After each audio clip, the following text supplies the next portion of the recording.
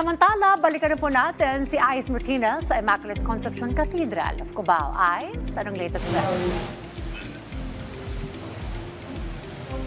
Yes, hi Dayan. Live pa rin po tayo dito sa Immaculate Conception Cathedral ng Cubao. Ngayong Holy Monday, ikalawang araw ng paggunita ng Semana Santa, patuloy na ginugunita ng mga Kristiyano ang paghihirap, pagkamatay at muling pagkabuhay ni Jesucristo. Isa itong panahon ng pagninilay at panalangin sa mga mahalagang aral ng pananampalataya. Upang mas maunawaan ang tunay na kahulugan ng Semana Santa, makakasama natin ngayon si Reverend Father Stephen Zaballa, Rector ng Parish Priest ng Immaculate Conception Cathedral of Cubao.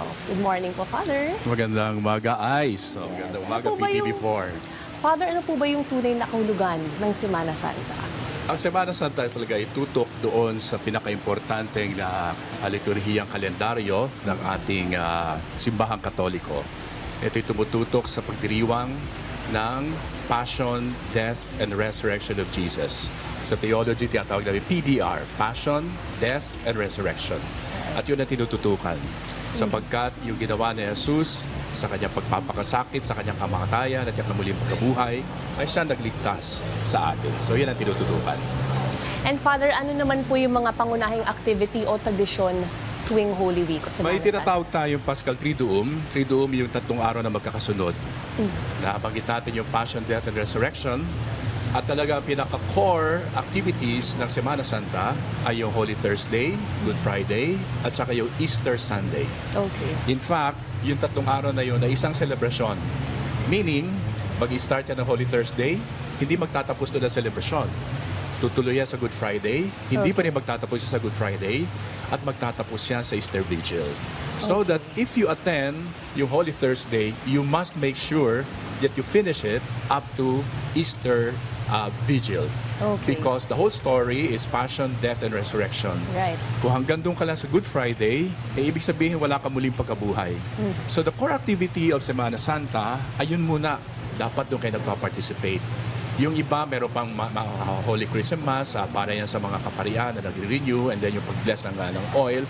Pero sunod pa doon, after the Holy Thursday, Good Friday, and Easter Vigil celebration, and Easter Sunday celebration, meron pang ibang mga tradisyon. Yes. Tulad ng pabasa, Alright. tulad ng prosesyon, tulad ng nitong senakulo.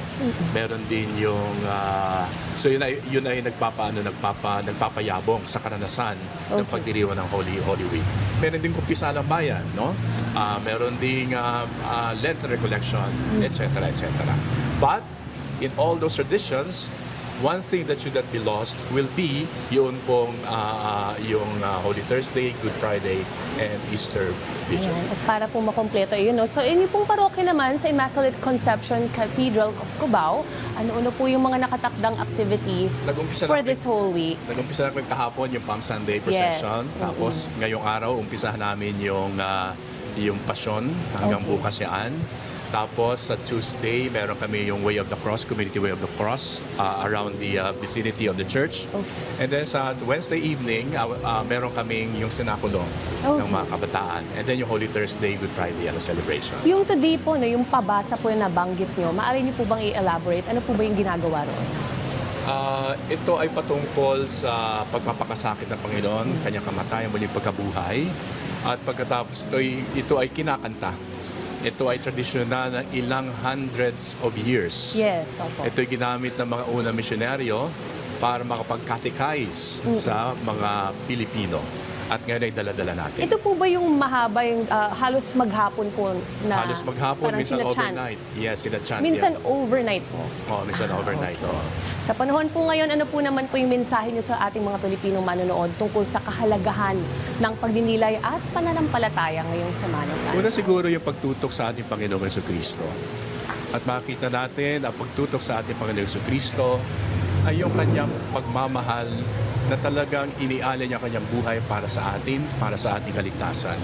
And therefore, when we focus ourselves on the Lord Jesus, we will also emulate the goodness, the kindness, the sacrifice that He did for the people, for our salvation.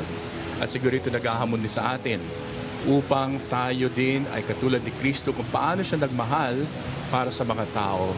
Kailangan din meron tayong pakikiisa at pakikisa sa buhay ng ibang tao na nangangailangan ng kaligtasan at ginhawa ng Diyos. Alright, maraming salamat po, Father, sa inyong pagbabahagi ng kaalaman at paalala tungkol sa tunay na kahulugan ng Semana Santa. Thank you, Father. Magbabalik po ang Rise and Shine Pilipinas.